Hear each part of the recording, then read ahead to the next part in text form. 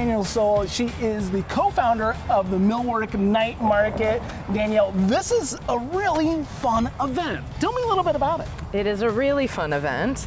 When Andy and I started it back in 2017, we kind of didn't know if people would show up. We didn't know if vendors would want to participate. And the first market, a couple thousand people showed up. We were blown away. Yeah. So the community wanted it. We were excited to do it. And here we are many years later. Yeah, so what can people expect when they come down here?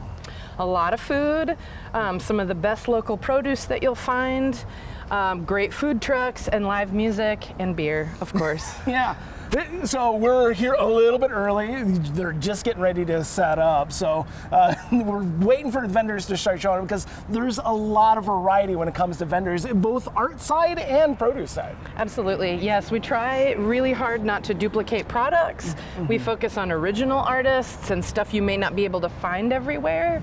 So it makes the market special. It's only once a month. So if you don't come down and find them here, you may not be able to find them elsewhere. So we try to really highlight those folks. Yeah, so I guess I understand why the millwork, but why would people want to have an event like this in the millwork? For sure. So when we first started, the Millwork District's a lot more built up now. There's a lot of businesses down here, but that wasn't always the case. It was pretty empty. So in terms of like logistically for putting on an event in a street, low traffic is great. Yeah. It made it easy, and also the building owners who wanted people to come down here were so supportive. I mean, anything that we needed to ask for help, they were more than willing to help us out. So that was really huge to have the support of the building owners and the businesses that were here, and then more have popped up. There's absolutely a spillover effect. So on night market nights, you know, the breweries are more full, the Midwest Girl stays open late, so it just, bringing people down here is better for the whole district, I'd say. Yeah, you know, over the course of travel to Tri-States, watching the Millwork District become what it is today has been really exciting. Yeah. Being able to come back year after year and find new and exciting businesses is something I've really enjoyed. And with events like this, it's really exciting as well. Absolutely. Yeah, that's what we're trying to do. Yeah. So, okay, so we've got a lot of live music, a lot of food, a lot of fun. I guess what drew you to this excitement of doing this event? Well, Andy, the other co-founder, is a farmer, and she came to me knowing that I helped put on events. I had done Dubuque Fest in the past, and she had this crazy idea of a farmer's market in the warehouses. Didn't know exactly where to start, so when she came to me and was like, do you think this will work? I was like, let's figure it out. Absolutely. Yeah. So we just kind of worked with the city and figured out how to do it safely. And like I said, we weren't sure if anyone would show up, and they did. So it's been great. Oh yeah, I mean, the Dubuque Farmers Market, it's a long history. Yes. Very, very popular event. And I think, there's plenty of demand for, getting fresh produce and having a good time outside. Yes. Also. Yes, for sure. And we're really lucky where we are with Wisconsin, Illinois, and Iowa. The local producers that we have are of some of the best quality you will find anywhere, and so why wouldn't we want to highlight them? Oh yeah, and there's something about going grocery shopping with a beer in your hand as well, right? Yes, and a live local band in the background, and seeing your friends that maybe you haven't seen for a while. Right. People come down, and you're going to run into someone you know, which is great. Oh yeah, I mean, the Dubuque Farmers Market is a social event. The Millwork Night Market is a social event as well. If I'm not in the market for, a zucchini for today, I can still come down, find a bite to eat, have a drink, a good time, and see a lot of interesting things as well. Absolutely, yes. Yep. Yeah. So tell me a little bit about that blend of artists versus, food and produce. Yes. So in order to be considered a farmer's market, you have to have at least 50% food. Mm-hmm. So that's what keeps us focused on the producers and the food.